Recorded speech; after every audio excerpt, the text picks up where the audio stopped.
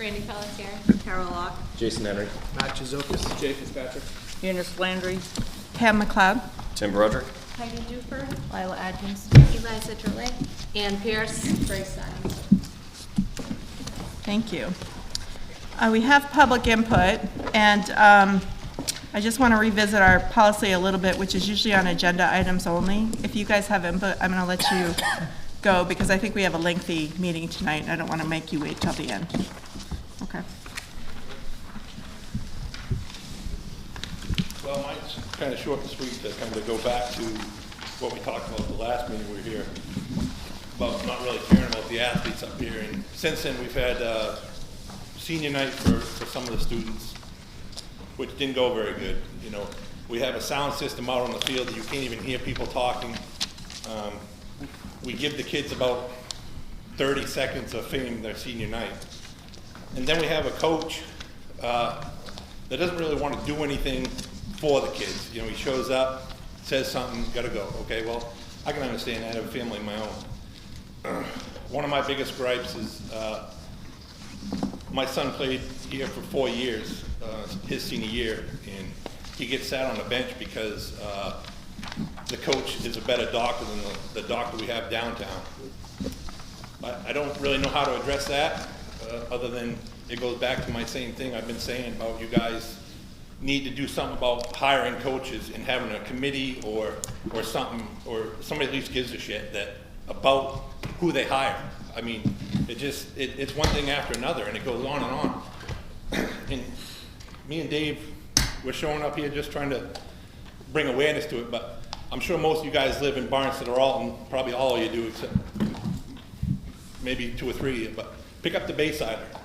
Read the Baysider lately? Everything in there is about Guilford. Hardly anything about Prospect Mountain in there. One little thing, 4 or 5 pages about Guilford. Just something to think about. Thank you, Ryan. All right, so first I'm going to apologize because I'm terrible at speaking, as everybody that was here last month knows. So first, I'm going to say that this whole public input that you guys have, where there's no answers. You know, we get to come say our piece, and then that's it. We get blank stares. There's no dialogue whatsoever. You can ask anybody. It'd be pretty much useless. I don't know why I'm here, pretty much. So, anyways, but that being said, last month's board meeting, last week's scheduled board meeting. I know we're in 2022. We don't have a way of communicating with people when we change a meeting. I was out here. The only way that we knew that the meeting changed was from the cleaning lady. Why? Exactly. Blank stares, no answers. Dave, Perfect. Dave, I'll actually, I'm going to break tradition and answer that one because usually it's posted in very specific places. The school and school website. districts are very traditional, but also in town there's a couple of places. Tim And may where is know. that? Post office and the bulletin board in front of the school. Okay, so not on So the website. anytime anything's changed, Right, yes. they're there. But 22. Of course I should go to the post office and find the answer. Yep, great. Perfect. Next. This is just a stupid question. I'm wondering who's in charge of scheduling awards. Athletic awards, actually. So when I found out about the athletic awards being scheduled a few weeks ago, I made my schedule 3 weeks in advance, like I normally do. And as a senior parent, sorry, like I said, I'm bad at speaking in front of people, but so a few weeks ago I noticed they scheduled during voting, right? I thought, well, that was a terrible idea, but hey, I don't do it. So I'm not going to tell somebody else to do their job poorly. So, and then fast forward to a few days before, they cancel it. Okay, whatever, they move it 2 days forward. All right, fine. Now, they move it a whole nother week. Me personally, I do my schedule 3 weeks in advance. Now, I have to miss my seniors' awards night because somebody else's poor planning. I made travel arrangements out of state, I made meetings, all that sort of stuff, because somebody else's poor planning. We know who somebody else is, and I don't think it's fair. When I don't do my job well, I get fired. So last month, you guys mentioned enrollment being down, it being a concern, obviously. So I made a snarky comment about maybe it's something to do with the faculty. That was pretty intentional. So in order to create an environment that students and teachers want to be a part of, you need to change the culture, which means the faculty that aren't excited about what they do need to move on. It's pretty straightforward. And so I'm kind of sorry, I'm reading through my list. So this morning I went to Brewster with my daughter who's in 8th grade because I'm looking at every option to not send her here. She's in 8th grade at ACS. I don't want to send her here.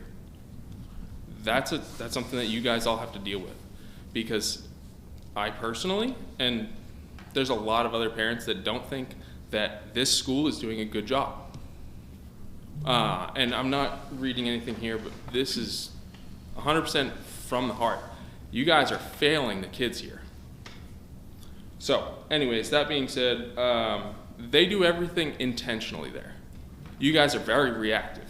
Oh, turns out we don't have a lot of kids going here, so what are we going to do? You should have thought of that a while ago. Change the culture here. It's terrible. Nobody wants to be here. I understand it's high school and the kids are all going to say that they don't want to be here and all that sort of stuff, but there's a lot of things that you can change. You know, so it goes back to, like Ryan said, senior night. So our senior night, there was nothing exciting about it. There was no attendance.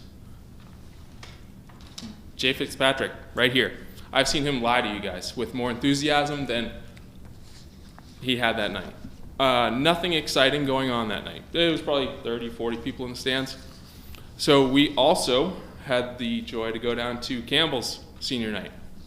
You know what they did? They had probably 200 people there.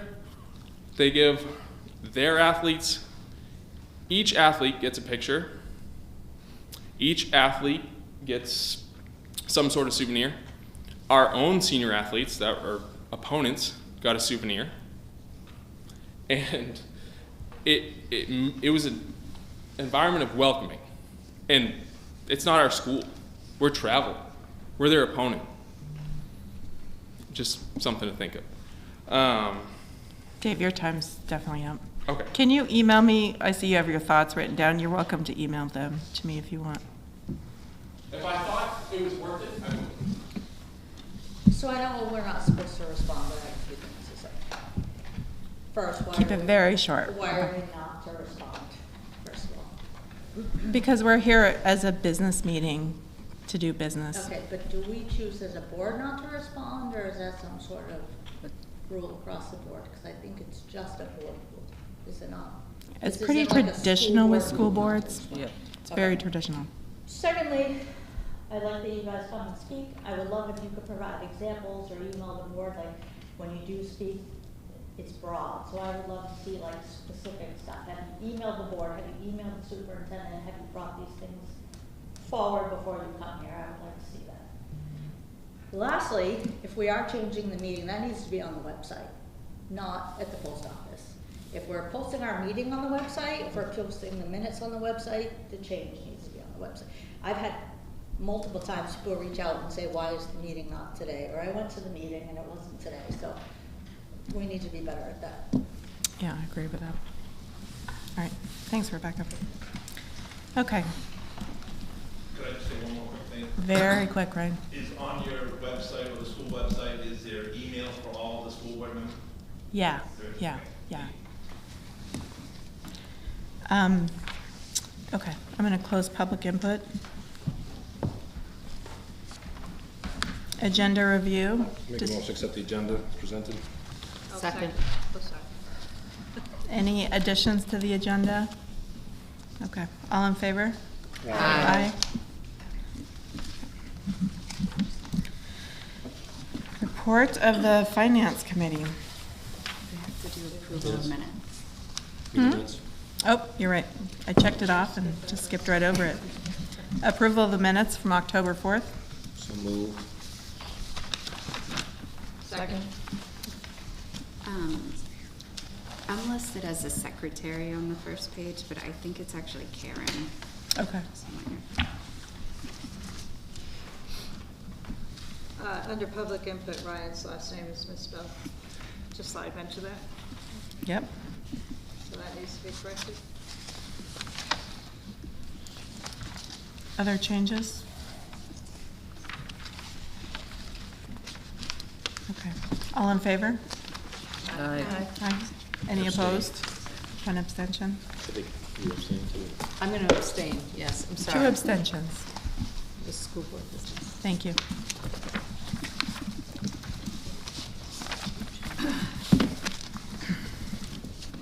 All right, report of the Finance Committee. Actually, I'd like to put that off until we get to the action items. Okay. We'll take action on the budget. I did send out an email about the progress that the committee had made so far. Did everybody get a chance to see that? Yes, I did, I and read it, thank you for sending that. yeah. Okay, so we did meet again last night, and we do have a budget to present tonight, so. Great. Okay. All right, Policy Committee? Do we want to also kind of, As far as that, this is just the first read, so I don't know if everyone had a chance to look at the several policies that were imposed. oh, on me. that's why we have a Policy Committee. We went through it thoroughly. No, okay, They that's did what an we need to know. excellent job. Okay. So let's discuss that during action items, is that okay? It is on the agenda for action items, okay. Buildings and Grounds report. Members of the Buildings and Grounds Committee, because we don't have the cost yet, they're still waiting for some parts quotes from the manufacturer. We gave you copies of the drawings of the proposed federal grant-funded HVAC and roof replacement. Remember, if you penetrate a roof, then the replacement of the roof membrane itself can also be covered by this federal program. We have a flat roof over part of the school that's 20 years old. How convenient. So we are proposing a HVAC project that penetrates that roof, and therefore the roof replacement itself would not have to be funded by the taxpayers on a warrant, but could be funded through this federal grant program. So when we get the price, we'll find out how well that will work with the amount of money we have available. Worst case scenario, I'll ask for a Building and Grounds Committee meeting. Best case scenario, we'll talk about it at your next joint board meeting. When the sidewalk's getting fixed, that is supposed to have been fixed already. Any idea? The last report we had, if it's not in tonight's report for Mr. Callahan, which I would need to flip to, I think his last report was that he was waiting for an appropriate break in the weather. Is that not what it said? You did. Last week's weather was just fine. I'm We not sure will why it's not done. Follow up again in the morning. Yeah, Is a that in little. front of the building where the cracks go or This- something? Just cracks? Just cracked, and there's giant holes out there which were supposed to be fixed. I'm a little frustrated with it. Last week was gorgeous. Yep. Okay. Anything else on Buildings and Grounds? Okay. Grace, Student Activities Report. All right, so starting off with all the student organizations and clubs, Yeah. the student council, they're working on planning some exciting school events for the year. So that's including gratitude notes that we're working on right now, where staff and students can write just like kind notes to other people in the building, just to encourage to going out of your way to say something nice. We currently have 22 members. 9 of those are freshmen who are ready to contribute to the school community and have been a big asset so far, which is always really nice to see. For National Honor Society, last month we sponsored a blood drive and met the goal established by the Red Cross. The donations that we received are saving up to 78 lives. We also sponsored the annual Trick or Treat Night and had over 250 attendees, and many different clubs and organizations were there representing the school. We have 9 new members who are going to be inducted next Thursday, November 17th. For pack times, on September 29th, Mr. Trendle's Session 1 pack went deep sea fishing for the day out of Seabrook. They caught over 200 fish between all of them and took over 60 pounds of fish home that day. I'm not sure exactly how much that is, but I feel like that would be a lot. And there's a lot of good reports of students' behaviors, which reflected really well in the school. 15 sophomores are newly qualified as student mental health first aiders. They were officially trained by our assistant principal, and that's just a mental health certification, essentially. FBLA hosted a school pride day on the 28th for breast cancer awareness, and almost all of the school participated by dressing up. Tri-M hosted a Halloween movie night and raised over $400 from the event, and we'll be hosting another one in December. Environmental Club sponsored a community service opportunity a couple weeks ago at York Beach in Maine, where groups spent the day at the beach and picked up 24 pounds of trash. They've done multiple of these, and it's always a pretty big group every time. As far as robotics goes, they competed at the Governor's Cup on October 14th with 22 other New Hampshire teams at Plymouth State College. The team and their alliance were finalists and took home the silver runners-up Governor's Cup trophy and the Winnipesaukee Judges Award. We also had a 3-way tie for 3 different students of the month this month, which was the first time ever.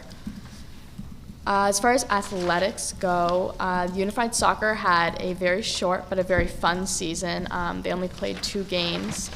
Girls soccer finished the regular season with 6 wins and 10 losses.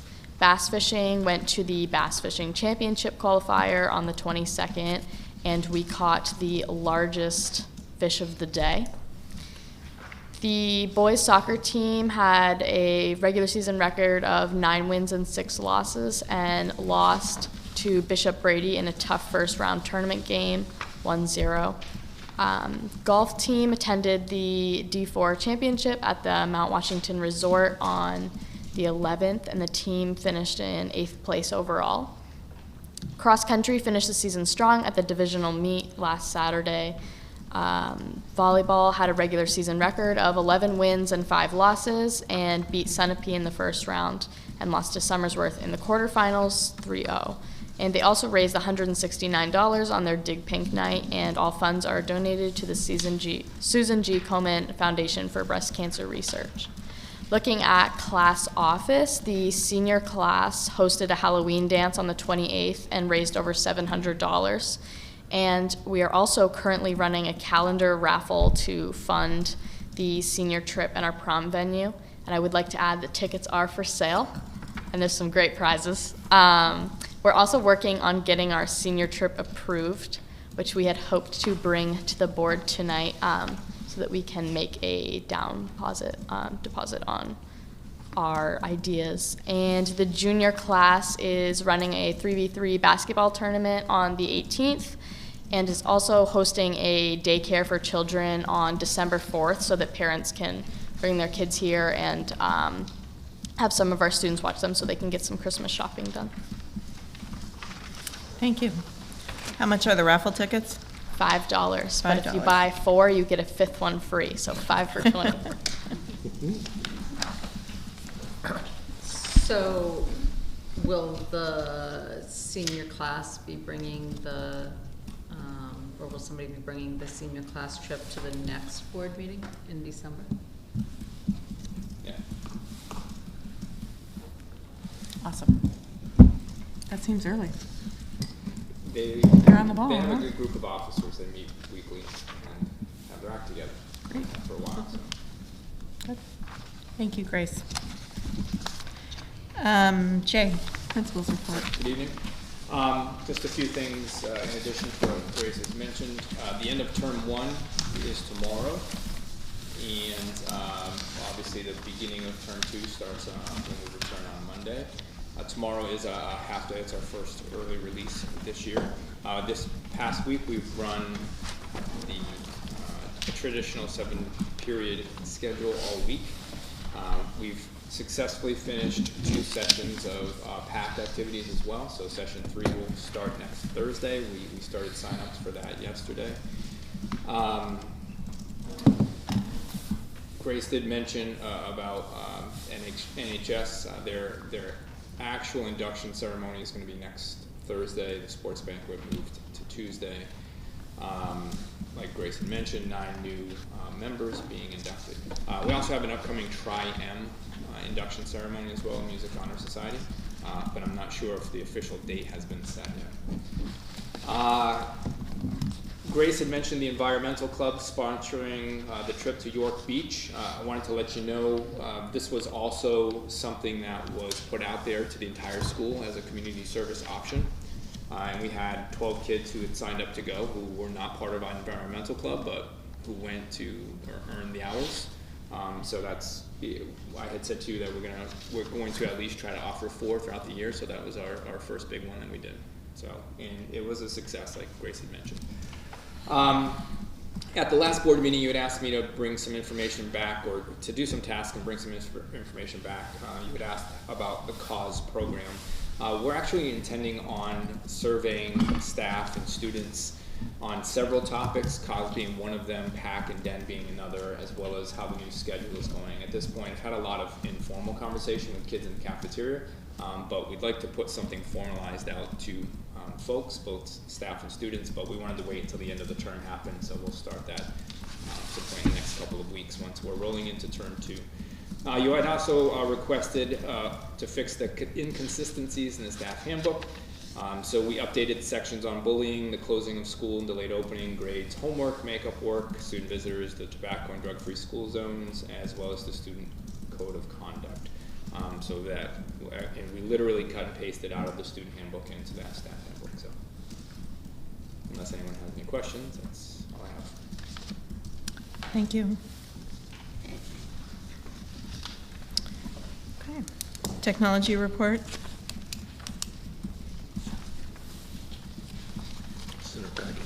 It's in your packet, I guess it stands. Is there anything you want to mention, Tim? No. Right now, the last few weeks, the focus has been on getting budgets done, and that has meant IT getting on top of software renewals and device replacements, and we have new people doing that, picking up old files that were prepared by previous employees, and that means trying to figure out how the Excel formulas work and those sorts of things. So our budgets are good right now, we think. We've tracked down the last few details. At the same time, most of the hardware work that we're focused on isn't in this building. So I think that with budgets out of the way now, we go back to some hardware project planning at the other 2 buildings. Here it's sort of maintenance and troubleshooting and day-to-day IT support. Thank you. Special education report. Yeah. I just want to say, I think it's very innovative what Ruth has done, trying to get the kids engaged in life skills. I've seen a lot of the kids in Hannaford very happily working away, trying to, gain some skills there. I think she's doing a great job. Just wanted to say that. We handed this around because I saw her typed report and didn't really think it did justice to some of the cool things that have been happening. That's a new program this year. There's a change in state law. You'll see some policies related to this. Students who qualify not for a regular academic diploma but for a certificate of attendance are now entitled to public school services through age 22. Used to be 21. And this life skills program gives us something to move students into after their graduation date, after 4 years of high school, but for those next, in some cases, 4 years. They have a room set up as if it were an apartment to make beds and prepare meals and things like that. Yesterday they went to Concord and got real IDs. We're still waiting for our van to show up, so we're doing a little bit of busing right now, but soon enough, right, we should have our vehicle, and then they'll be able to do even more. They were out at TL Store the other day. Some of you probably saw some of Store's posts online. They did some raking and repaired some screen doors, and I stopped by to see them over there. It's really cool. Yeah. It's nice. And it's the beginning, right? This is a new program, so we're just developing it. It was nice to see the Facebook page of the Boy Scout camp, because they showed a lot of good activities going on. I think that's one of the communication pieces that we could have here, is to maybe have a Facebook page. We do an Alton, we have the Alton Parent one. It'd be nice to have that kind of communication, because truthfully, you know, I have to ask Olivia all the time, what's going on, what's going on, what's going on? I have no idea. And it's like, we need to have more PR. I agree totally.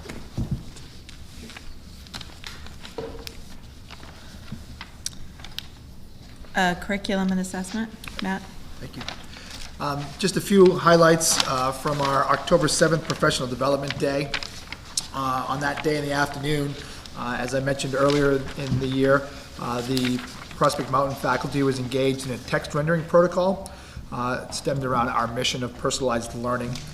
We walked through a variety of tasks to get to a point where there was a handful of definitions that different teams had created. We did survey the faculty and staff to get feedback on those definitions, and we've narrowed it down to a couple. So the next steps would be is to have the faculty vote on what that definition is, so everybody has a shared definition of our mission.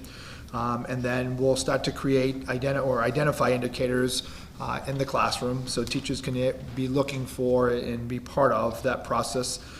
Bring back examples of that personalized education that's going on in the classroom, and then set some goals for developing lessons and units down the line.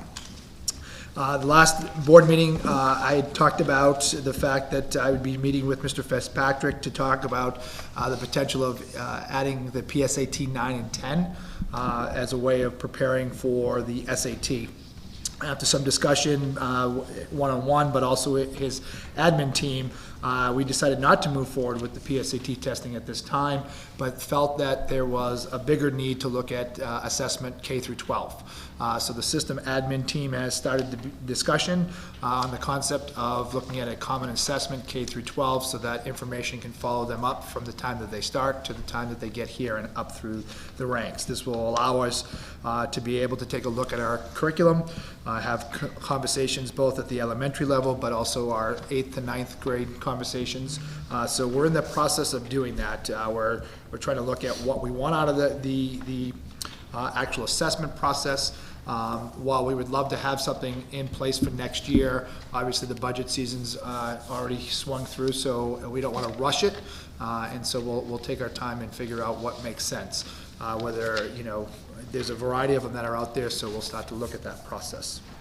The PD committee, the plan has been approved, but we've started to meet to take a look at the process of writing meaningful goals with more specific guidance on the implementation strategies. The strategies are vague and need language that is specific to the expectations of those strategies. And ultimately, we want to be able to understand that the goals that the individual sets are part of as part of the professional development plan, linked to the teaching and learning, and in turn ties directly into the recertification process. So making that, instead of having 3 different pillars, one continuous loop there. The data dashboard we're looking to bring to you sometime in December or January, and we've decided that in taking a look at the data dashboard, obviously our state testing results we want to have as part of that, which includes our SATs and our science assessments. We're going to look at co-curricular participation, which also includes our athletics, because again, what we're trying to do is look at what our core beliefs are and making sure that we're reporting out on those. Our graduation and dropout rates, looking at our core values, both as year of graduation, but as a school as a whole, and then student-teacher attendance rates.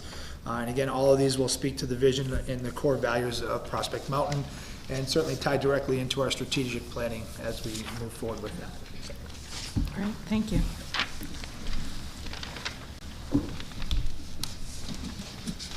Superintendent report? You have a memo in front of you. It only has 2 items on it, and you won't be surprised when it takes me more than 2 minutes to talk about it. First, and probably quicker, Just a report for you on where we are regarding open enrollment and the prospect of an innovation school / program / zone, and I'm using all those slashes because even the Department of Education right now doesn't seem to be quite clear on the differences among those three things, and I think we're going to help them figure it out. So starting with open enrollment, as you already know, I started talking about this publicly at an Alton CIP committee meeting. I talked to staff about it here on opening day, and have been starting to talk about it more in public in anticipation of the March elections. That ties into the strategic planning item that I'll get to on the back of my report in a minute. In the meantime, we still do have it's just under $250,000 available. These are not taxpayer funds, they are not district funds, they are not funds we can use for anything else. This is a special grant by the Commissioner of Education for this purpose specifically, because the idea is to create a wider variety of choice for citizens regarding educational options. The money is coming from the state's ARPA ESSER or ESSER 3 funding. So in every state, there's money in these ESSER programs that goes to schools, but there's also money that goes to the State Department of Education that doesn't get dispersed out to schools unless that's what they want to do with it. New Hampshire has spent some of that money purchasing a student information system called ALMA, for example, which anybody in the state can use at a reduced cost, not free. Same with some Discovery Education resources that are being paid for by the state, same with the Canvas learning management system, and those are all examples of things that the Department of Education has used some of its ESSER money to pay for. However, they haven't used it all, so over the last year I've had a number of conversations, and again, most of you know at least some of this, but I've had a number of conversations with the Commissioner about some of the ideas we've discussed here regarding enrollment and what might be done about it, and then regarding, again, educational options for students who reside in the Lakes region. So we have this money available. Where we are now is I've sent in our initial prospectus plus 2 additional levels of detail to the Department of Ed. They've now asked me for another document, which I'm really hoping to have done by Friday. And if I get it done, we can start actually encumbering the money as soon as next week. Which is important because I've already sent out an RFP and I have vendors lined up, and we need to get to work because I'm still really hoping that we will have at least a handful of students in a pilot program in the spring. The other things this will allow us to do is some marketing and public relations around educational options and a piece of our new website work which dovetails with that marketing and PR piece. Because the innovation program could be a part of open enrollment, which is why I talk about these at the same time, even though they're 2 different policy roads. Because they are related, because students in an innovation program could be attending Prospect under open enrollment, some of our website development costs for taking applications and providing essentially a view book about the school and the programs can be covered by this grant. So that's where we are. Next steps, I've got a meeting next week with the vendor who I think is going to help us with some of the development so that I can pick a couple of these things off my list and give them to somebody who's done it before.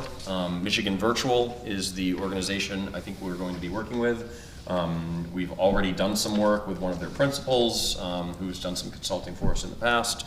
And they have a staff member who has started a blended online and outdoor education school in another state with multiple drop-in centers for students to go to when they want extra help, which just, it kind of fits perfectly. I know it was just an idea when we talked about it, but it's an idea, it's been done in another state, and we have a chance to work with somebody who was involved in that. So at any rate, that's your update on that, unless you have questions on that.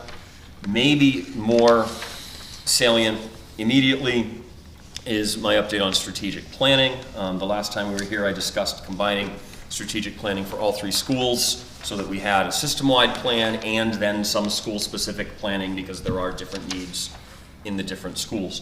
I talked to you 2 days before a staff professional day, so I didn't share a presentation. I've given you a copy of the presentation I used that day. I don't plan to make the presentation here now, but it now forms the basis of what I'm taking on the road.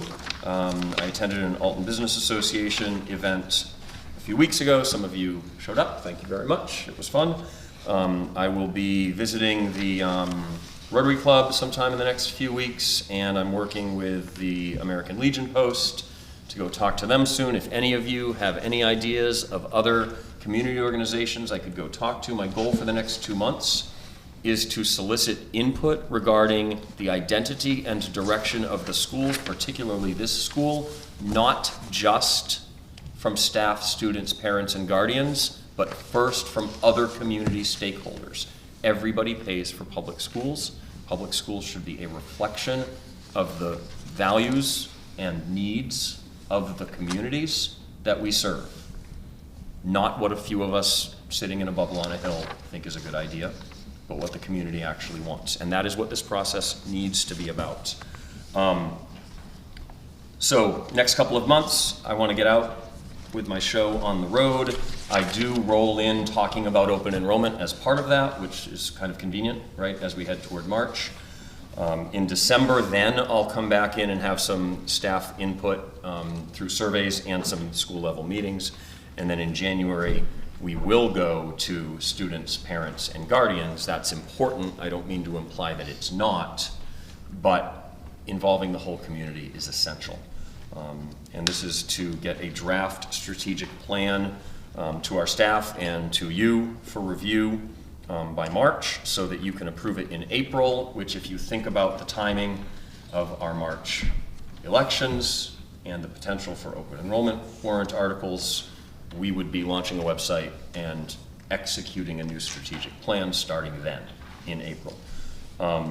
So I'm looking for more places to go and more people to talk to in the community, particularly if you can help think of organizations that represent stakeholders in the community who don't necessarily have relationships with the schools regularly. Senior center. The senior center, yeah. I would go to the senior center. Does Barnstead have a place where they gather? I don't know, do you hang out with them? No, I don't hang out with anyone. I don't go to the senior center. I told you I'm not a senior citizen. Also, just one piece of, there are a few pieces of, even though this is the beginning, I'm at the beginning of a strategic plan, some of the pieces are already done, right? The day some of you who were here hired me, right? You were asking, what do we do about enrollment? We're on about Plan D, right, regarding that after the last few years. And then this consolidation of shared services. One of the things that's already happening, it's in the budgets that you have in front of you tonight and on your other boards, is a shared website, social media presence, mobile app, and alert notification system. That's built into all of the budgets now, replacing the previous separate, different website solutions and parent notification alert systems. They're all different. One of the things I like most about this one is that it includes push button for any staff user that could, when I was a coach a long time ago, I used to write a press release after every game, and then I used to go to my own social media that I had set up for the team with the school's okay, and I had to do it all myself.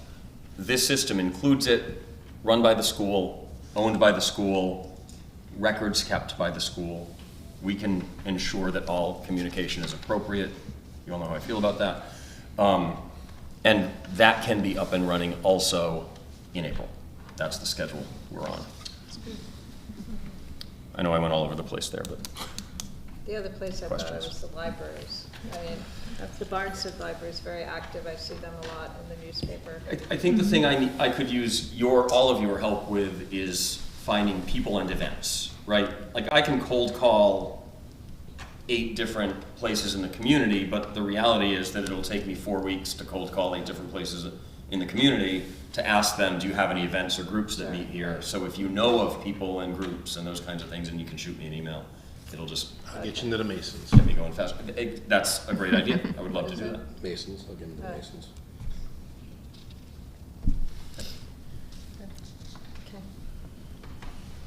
Okay. Thank you. You don't want me to? didn't think so. All right, we have arrived at the FY '24 budget proposal. Right, so everybody has a copy of the budget in front of them, and you saw my email that went out. I'd just like to give you a little bit more detail about what we did in looking at, we were given two versions of the budget. One had an increase of over 500,000. Another had an increase of over 200,000. And there, in the second version, there were some staff reductions. So there was a reduction in the music area, reducing it to 0.6, and this would primarily cover the chorus and chamber music, and Matt was very helpful to give us information on enrollment in those areas, so it will not be an impact to the high school. And it's not really losing a person, because the recommendation is the remaining time of that FTE would be utilized by both the elementary schools. There was also a reduction in the library. Again, Can I that's... just ask a question? So we had 3, but we're down to 2.6. Is that what you said? We had... In the music department, Yeah. we had 2. 2, and We down reduced 1 to to 0.6. 1.6, so it's 1.6. We went from, okay, that's where I got confused, sorry. So we did not impact band. But that person will still remain and work in the other 2 schools, is what you're Yes. telling me. Okay. There was also a reduction in the library, which the committee supported, because that, again, is not really reducing the time of that person. It's really reducing their function. So there's 2 people currently in the library. So the primary media specialist is going to be reduced, but the time that she's reduced, she'll be paid by Title I to be able to do reading, which she is certified for. The there was also one FTE cut in regular education, which we really couldn't get our hands around, and then there was discussion of a different FTE that could be cut in regular education. So those are the 2 positions that we had to have a meeting about, and Matt was very helpful there, also giving us enrollment numbers, class sizes, what the impacts would be, and any reductions. And his numbers really supporting being able to reduce 2 FTEs in the regular programs. The other minor areas that we covered in the budget were some minor things. We reduced the shared service part-time IT person. We have eliminated the part-time guidance secretary. There was some duplication of some supplies. There was also some software and maintenance agreements that had been paid for last year that were multi-year, and so we eliminated those. We were given a raise pool. You all know what the raise pool is, of 4%. We had actually requested it be cut to 3, and then we compromised at 3.5. So the raise pool will be at 3.5%. We eliminated replacement of uniforms that was on a regular cycle. We asked that that be put off for 1 year. So the one other area that when I had come up with the things that we can't control, which is the teacher's contract, which had already been approved by the voters, and that teacher's contract, the total cost, health insurance, FICA, and all of that, was over 170,000. So that was in the budget. The health insurance was originally at 149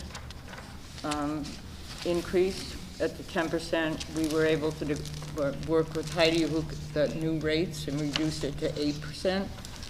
So that was another cut we were able to do. But we also had increases in electric that were almost 20,000. We had increases in oil. There were over 60,000. So that was the approximately 400,000 increase in the budget that we couldn't even control. So if you look at the bottom line, I think the committee and the administration working with us did a great job to get it down to the 28,119. It's amazing. Yeah, so I just want to say I'm part of that committee, but the work that everybody did as a team, as much as some of the decisions for reductions are not pleasant, the fact that this team has brought the budget from, it was I think at a low 2.9% increase down to the 0.32% has been a lot of meetings, but some incredible teamwork and correspondence for everybody, and I just want to make everybody aware that it's a great job by this committee. And I just want to give a little bit of high-level perspective, especially for the Alton board, because I know the Barnstead board's really well aware of their building needs in Barnstead, but the trickle down of the Prospect budget to Barnstead is incredibly important so that they can get their building project done. Well, our whole focus in doing the budget was really looking at the decreasing enrollment. We need to be aware of that. We didn't want to cut any programs, and I don't think that we have. We relied on admin to... I think it's important to say what 2 full-time positions are cut. In other words, you cut 2 full-time teaching positions, correct? So I think it's important to say that. You didn't say which ones they were. One is physical education and the other is English. Okay. But English was an interesting case for us because there are currently 6 English teachers. In the other core disciplines, there's only 5. But again, Matt gave us great information on the enrollments for all of the different levels. And again, if we get to the point where we feel that we need additional support in English, we still have money in Title I where we could do some more reading enrichment. Intervention. Yeah. I know there's hard choices, but cutting an English teacher is a tough sell. I think we were discussing that in another conversation to explain that. Is that correct? So I can address that, if I may. Please. Average class size in the English department 3 years ago was between 14 and 15 students. That's pretty good. Class size, average class size in the English department right now, Mr. Jazokis, is 12.6 students per class. That's average.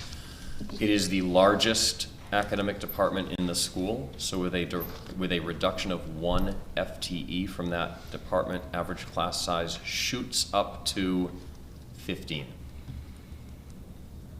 And it was discussed that all subjects at the school have 5, correct me if I'm wrong. Yes. Full-time teachers, except English had 6.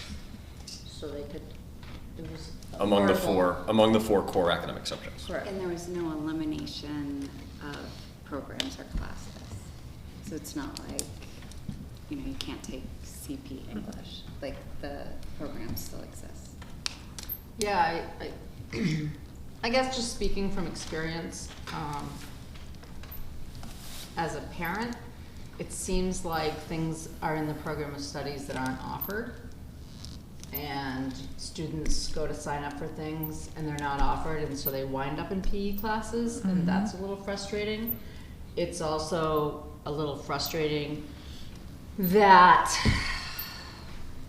what we're offering is kids to take online classes and then wind up in PE classes because that's all that's available. We're now, I don't know, I don't want to say I want to be clear, Matt, we're not going to do the PSAT, are we going to offer it for kids to take and practice? At least, I just feel like we are really, we've done away with AP. It's just, we keep taking away rigor. So do our SAT scores reflect having 6 English teachers? In other words, we have this low ratio of 13 to 1. Are our SAT scores reflecting that positive? I'm just asking. Because if you're getting a bang for your buck, we need to know that. They're below the state average. I'm sorry, what? They're below the state average. Oh.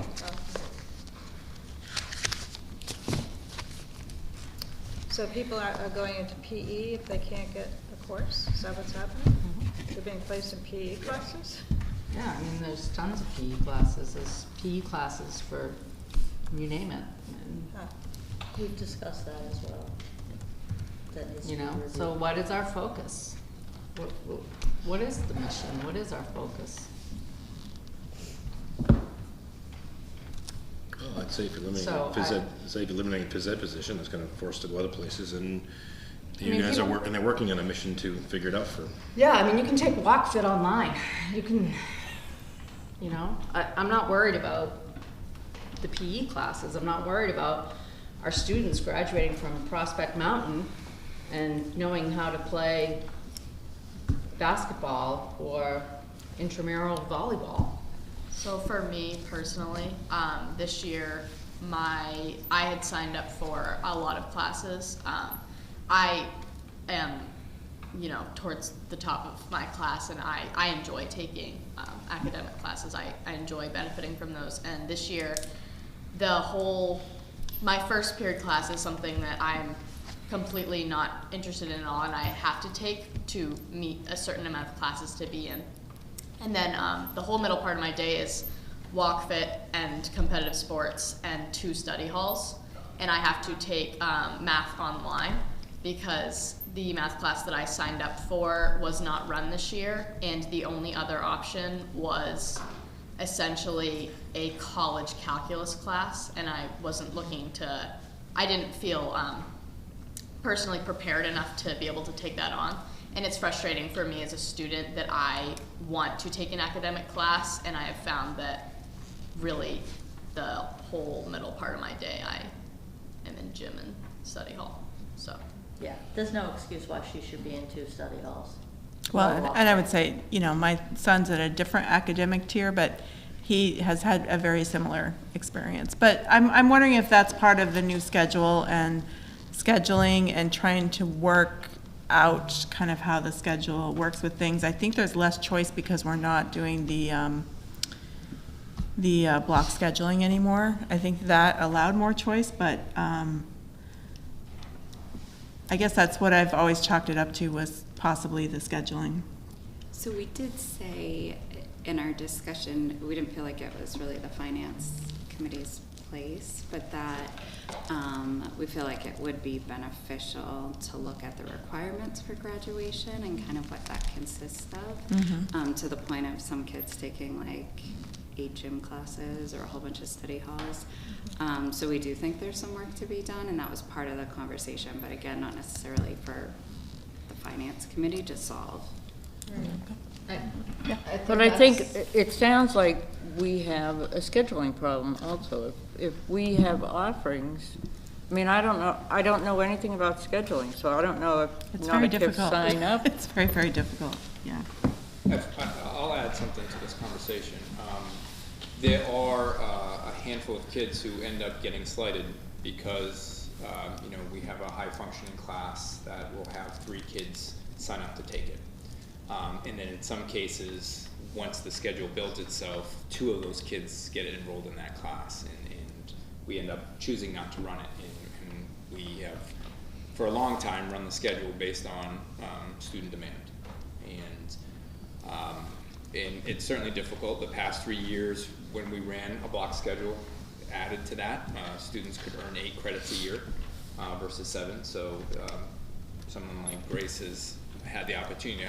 She's going into senior year with 3 additional credits, still wanting to be here full-time and be a full-time student, but at the end of the day, not wanting to take chorus or not wanting to take ceramics. And there's only so many other electives that are available. So it's not a one solution or one issue problem. It's an overlap of several things. And I think, thank you, Jay. Sure. I think that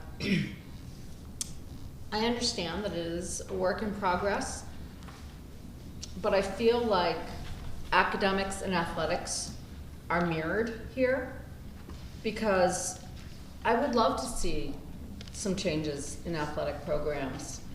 And I think that part of what builds a very strong athletic program is having strong feeder programs. So as we move to strengthening our shared system, I would love to strengthen that feeder athletic program to strengthen our high school athletics. And I feel it's the same thing with the academics. I would love to see some stronger academics in the elementary school, in the middle school, so that more students are wanting to take those higher level classes, excuse me.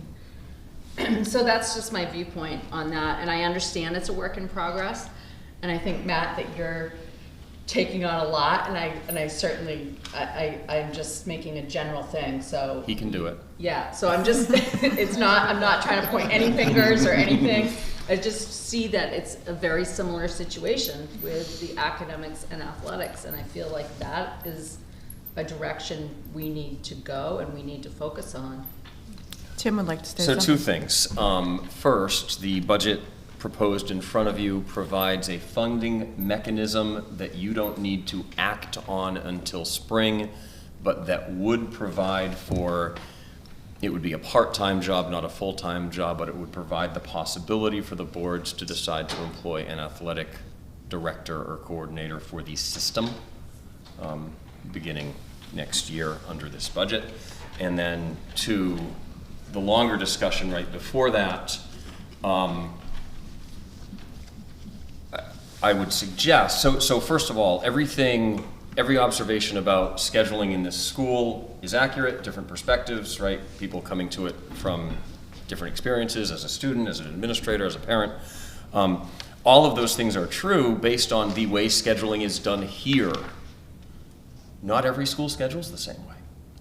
There are other ways to do these things, and not every board has the same policies around scheduling and graduation requirements. It is the right time for this joint board to review those things.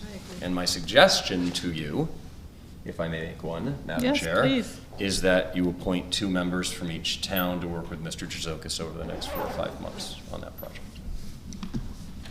I would be interested in that. So here's my 2 cents. We want to push this whole open enrollment, increase enrollment at this school. But if we have students like this that want to excel and they can't get the classes that they want and they have to take study hall or gym, we have bigger fish to fry before we focus on open enrollment. Because if you want to open this up to students and make this the school that people want to come to and students want to come to, in my opinion, if these kids want to take these classes to excel, they should be able to, she shouldn't have to take an online, and I'm sure Grace is just one of several students. But to tell her she's going to take math online or 2 study halls, I'm sorry, but there's going to come a time where these students are going to go elsewhere. They're going to go to the schools where they can get these classes, and it's not going to be here. And that is why this needs to be done now. That is why this needs to be done in the coming months, so that when we are potentially, with voter approval, opening enrollment at this school to students essentially from anywhere in the state if they can get themselves here, we have to be able to talk about why it's a good idea and what we have to offer. I come from a school district where we were a school of choice. We were not entitled to a single student. We had a catchment area, but every student living in that area had another high school to go to. So this is how I worked my entire career until the day I came here. We earned every student. it was a public school. There's no reason why a public school can't or shouldn't be able to articulate who we are, why we're here, and why it matters, so that people understand why they should want to be there. We can do that work this year. We need to do that work this year, or you're gonna go from 390 students in 2 years to 360 students, and frankly, how many of us wanna be a part of it? You don't have to look far to see what that looks like. Losing AP is only the beginning. Right now, we have fine arts teachers, we have music teachers, we have woods, we have metals, we have family and consumer sciences. We should be able to provide a pretty good range of options for a lot of students. That will not be true when we do this 2 more times. When we cut budgets 2 more times, you will no longer have the options or the opportunity that we have this year. So with the cut in English, will they still have the Southern New Hampshire University credit that they can earn next year? Yes. They will, okay. And I also remind the board that this is our first shot at approving the budget. It'll go to the joint budget committee, and then it'll come back here for your final recommendation. Okay. Thank you, everybody, for your input. Madam Chair, you looking to make committees, or just something to discuss later? Let's hold the scheduling committee for a moment and keep focusing on the budget. We're looking, I think, for, or do we need a vote tonight? Yes. We need a vote tonight. Send it to I'm the joint budget. wondering if anybody has motions in mind, or we just want to move forward with a vote? I'll make a motion to accept the budget as is, to be sent forward to the budget committee. Second. Okay. Any further discussion? I just want to, again, make sure that the budget committee knows that it is appreciated, the time and effort, and I'm sure there were some very tough discussions. So I don't want that to go unnoticed or with all the discussion for that to color that, so.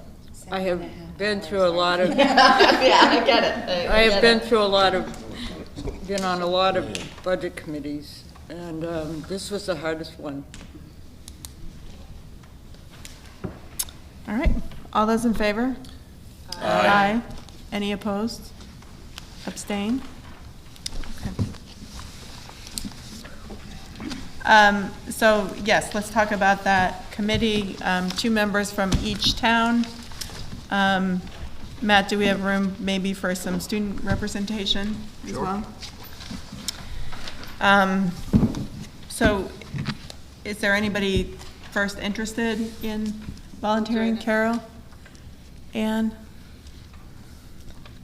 I'm very interested, but gosh, I'm so busy. I guess I'm being kicked on the table, sure. Jason? Well, I want think we you to need know I parents. did not kick this man. Yeah. I'd be interested as well. All right, 1 full powers, here we go. Okay. So Anne, Carol, Brandy, and Jason. Thank you. As far as student representation goes. I wasn't writing your name until you said it. I have a freshman daughter that I can put on there. I think that would be, I think it would be, I would like to see students, not only high academic student, but maybe a student That's in the mine. middle of the pack. Okay. I love her to death, but I got a couple. I'll tell her, your wife who said that. Yeah. We're on YouTube. I'm on YouTube. Didn't we have one from each grade level? I think that's what I was just gonna A say, student Carol. I from think each it would be grade nice level. to have one from each grade I level. think so. I think that I'll would take be care of the important. freshman one. Good mixture of boys and girls. What's her first name? Laney, Laney. Okay, great, thank you. Let's talk about policies. That's boring. No, it's not. Is it non-contentious? Banner year. Contentious. It says warrant articles on the agenda. Is there nothing? Oh, what's We that? don't have any of them. We don't. That's right. Yeah, no warrant articles yet. Okay, policies. Who would like to speak to? I think warrant articles is on the agenda so that you'll be thinking about it, though, Yeah. because the night it comes up, I think you're mostly it happens, right? You bring them up and you do it, and it's quick. Right, You have a and- couple that you've done traditionally, recurring every year, right? But typically, the warrant articles are always approved by the local budget committees. They don't have to be approved by the joint.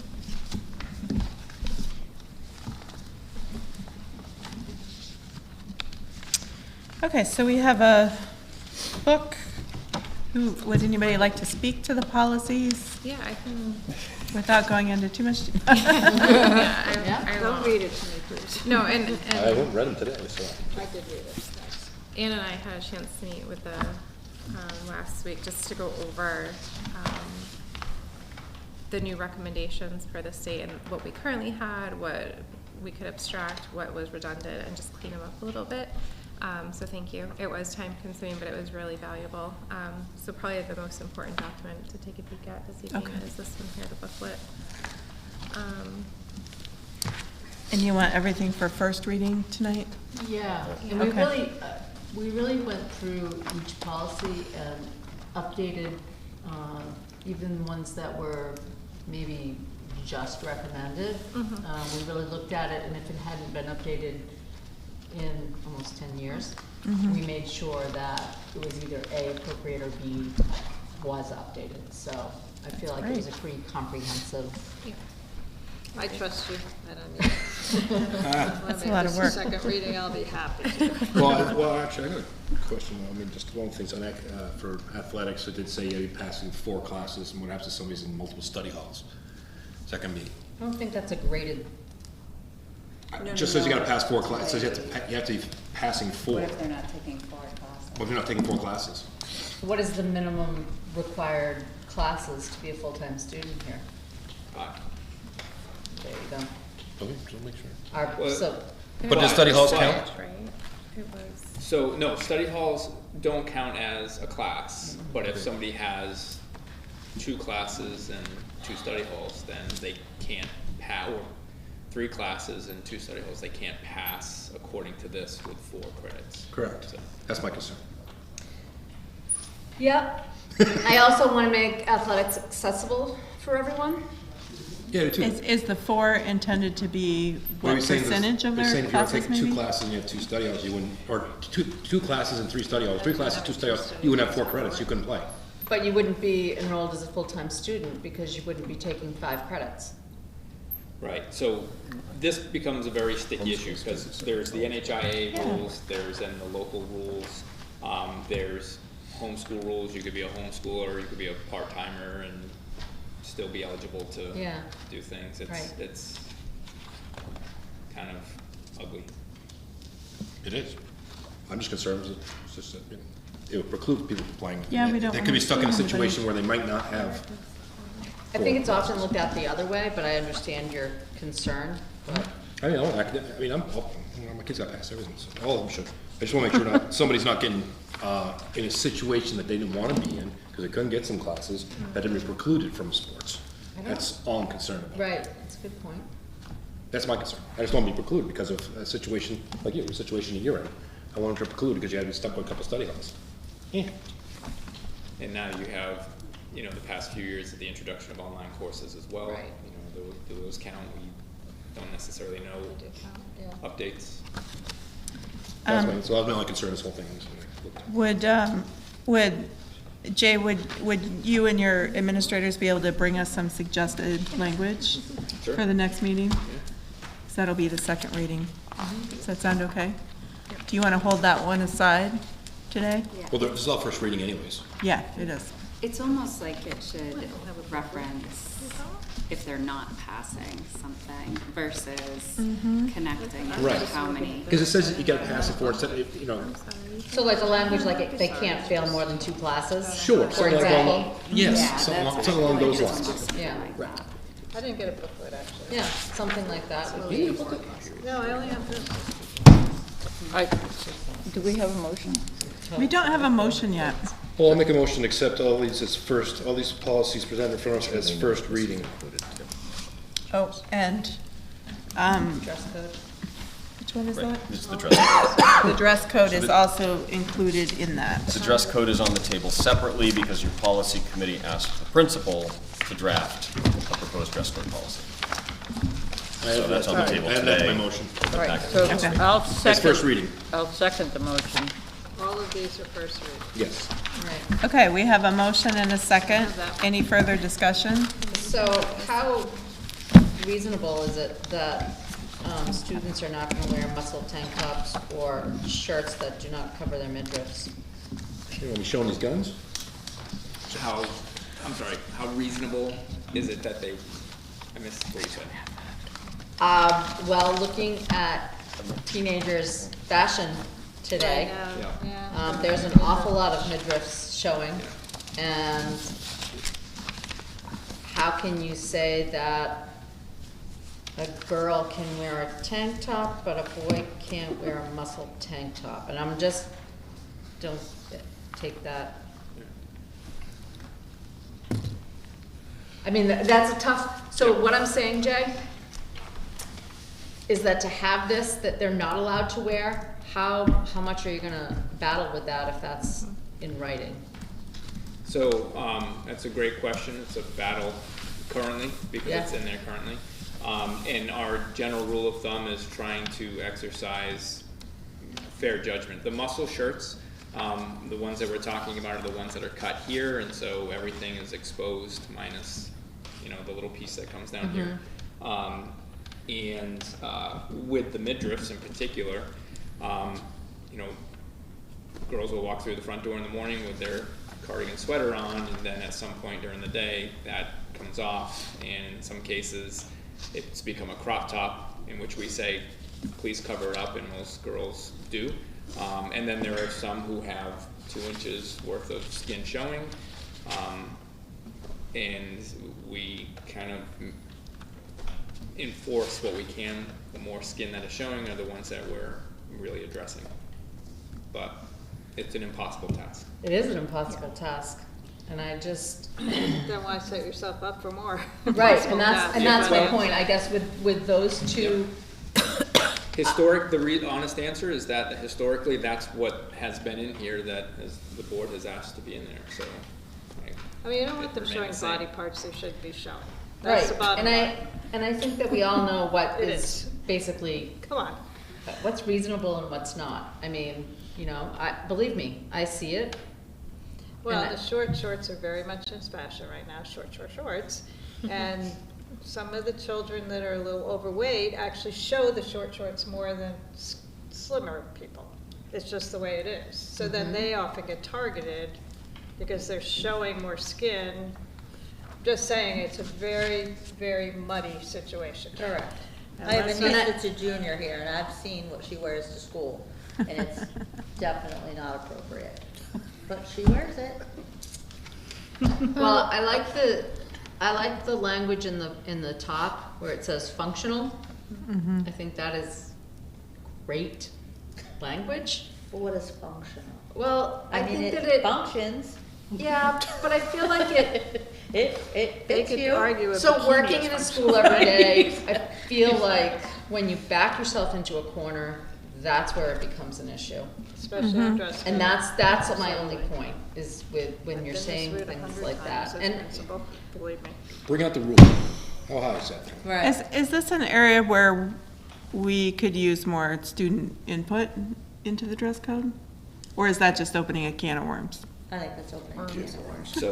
I think we need It's more gonna be parent different for oversight, everybody. that's what no, I think. I've seen students give presentations about, and hold up clothing of, hey, this is something I'd wear in the summer, this is something I'd wear to school. I mean, So I will give you a little bit of history here. This was examined years ago. I put a team of students together that ultimately made the suggestions. And so I think at some point Tim had made fun of me because the word rompers was in there. And Oh, those were big. I did. they were big, and the question of why specifically rompers, and that was something that came from kids, from girls in particular, because they were so loose that when they're walking upstairs or walking above the mezzanine, it's very visible. So everything that's here is really remnants of what our current policy is, because you're asking me to decide what kids should or should not be wearing to school, and then what's going to be enforceable. I'm going to swing and miss every time. I copy and pasted much of what was in our previous policy, which was given to me by students previously. Granted, maybe 6 or 7 years ago, 5, 6, 7 years ago. I think that student input is a very tough, muddy situation, like you had said. I say I'm a student, so I guess this is student input as well. But I think looking at it, what I have personally observed is that I notice a lot of specifically females will wear things that are very distracting and very, however you want to place it, just very not appropriate for school, such as females that decide to not wear undergarments, however you want to wear that, and then it becomes a discussion of feminism. And I've heard a lot of people get into very tough discussions of challenging the school and on feminism, and you get into a very big can of worms with that. But I do think that it can be inconsistent at times, the dress code, and everybody has different standards, but I think that at times what I've noticed is just that it can be. I think one person takes something as offensive, another person may not find offensive, and that's where we get in trouble with dress codes. Is some people are offended and other people are not. So some teachers may find an outfit offensive and speak up, and others may say, well, who cares? And maybe I doubt there's a school in the world that has it right, Right, it's a tough issue. I just was bringing it up as 2A because I think that I think the rest of it's very appropriate. No hate Yes. speech, no, I will add, no even alcohol. even at the corporate level, we have a dress code policy. When things went remote, we have a dress code policy. It's there in writing for a reason, and I think if we get too vague, then it's a little bit tougher for administration to, enforce. And there's going to be examples. I think we have to have some level of examples, but it's almost at administration discretion what's too much, what's appropriate, because that's the fashion now, and trying to go shopping to find a full-length shirt. Do you know what I mean? I do know what you mean. I think we just need to choose what we think is most appropriate and trust that we can have some consistency with how we enforce it. Same thing I have at the jail. I have a uniform code for my staff. Like you said, undergarments. It's a battle I've had to have, actually, to educate some of the younger staff coming in. Why you need to wear undergarments inside of a jail. Would have been nice if it was enforced in high school first. I didn't have to have these conversations, but it's all right. I mean, Blame the high school. I'm at a different level here. Inmates. Good discussion. Does anybody have any changes they'd like to suggest, or are we ready to move this all forward? Okay. It's a first reading. It's first reading. First reading, yep. So with that being said, in the conversation, obviously, there's going to be some focus looking at the dress code policy a little bit and maybe how to revamp we don't miss any kids that can play sports, basically. Yeah. So, Are you opposed to me getting feedback from kids? No, not at all. No, go No, I ahead. think it's important to get the feedback. Yeah, You're just saying we don't open a can of worms and bring them here. You can do what you do you. yeah. Yeah, don't bring us any I'll examples. hold on to one. You do you. I think the kids Okay, have the best we have a response motion myself. and a second? I can't remember. I think we did it. Yeah, okay. All those in favor? Aye. Any opposed? And I appreciate the hard work that you're doing also. That's a lot of work going through Nope. those. It's very dry. Okay, we need to do the annual renewal of the DAF, Administration and Federal Grants. This is basically something we're required to do every year. Anything else you'd like to say, Tim or Heidi? No? Okay. Make a motion for the annual review of the DAF, Administration for Federal Grants. Second. Any discussion? All those in favor? Aye. Any opposed? Okay.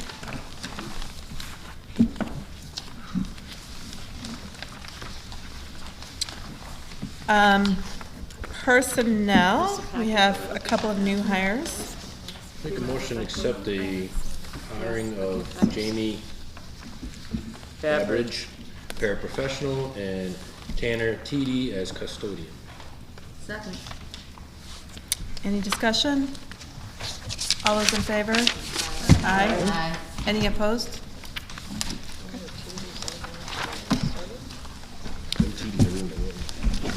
We are at second public input. Don't always want to bring back into I just want to thank you guys all for your time too. I do think we're just listening to your discussion, there's a lot of work to be done.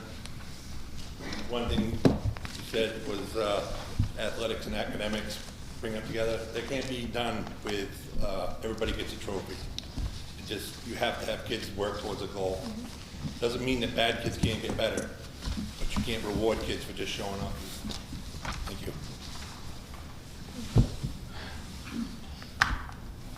So I'm trying to keep this so that it's not all sports related. So one question I have is, why do we start the day at different times? I don't know if it has something to do with buses and getting kids to school, but That's, sorry, Dave, I can answer that. It's because of the schedule that was developed, and it was developed by a pretty wide committee, so it has to do with giving teachers planning time a couple of mornings And per week. allowing for And what? science labs, I believe. Yeah, and the block schedules are on those days, so it's Right. accommodating that hybrid schedule that we have Right. this year. So I'm very aggressive because I don't like most of the answers, but so like that's really preparing the kids for real life. Not really, you know what I mean?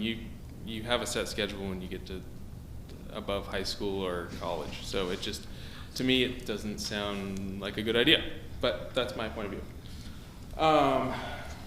So also, I'm a graduate of this school, and I, after last month's board meeting, went around and I asked a bunch of kids, what's something that you guys learned in high school that you apply to your daily lives? Which I think, so it sounds like, Matt, you get something going on, or a lot going on. It might be something worthwhile where you guys ask prior graduates that question. I asked it, take it for what it's worth. I didn't get any good answers. And me included, I feel like I'm somewhat successful. I do okay. I set my own schedule. I don't think that high school was really much of a value. You know what I mean? Everything that I've learned that's worthwhile came after high school. I didn't go to college. But that being said, back to the sports stuff. So there was some money sent back to taxpayers last month, I think. So on something like where we have sports-related nights, stuff like that, if we I think it was like $180,000 sent back to taxpayers. So why wouldn't we want to invest that back into the kids? I don't know what the dollar amount, but being a taxpayer, it can't be much going back to each taxpayer. So it just doesn't make sense to me why we wouldn't put that back into the kids. Maybe get some signs, something like that, so we could put up at every single sports event. Doesn't have to be soccer related, doesn't have to be volleyball related. It can be for any sports event. So it just, things like that. A good read, I don't know if anybody's on the Facebook parents page. I posted a link the other night to an article about the athletic director in Pittsfield, much smaller school, putting in a lot more effort. So it just goes to show that a little bit of effort from maybe the principal or the athletic director would go a long way with the kids. So just a few things for you guys to think about. That's it. But I do appreciate everybody's time.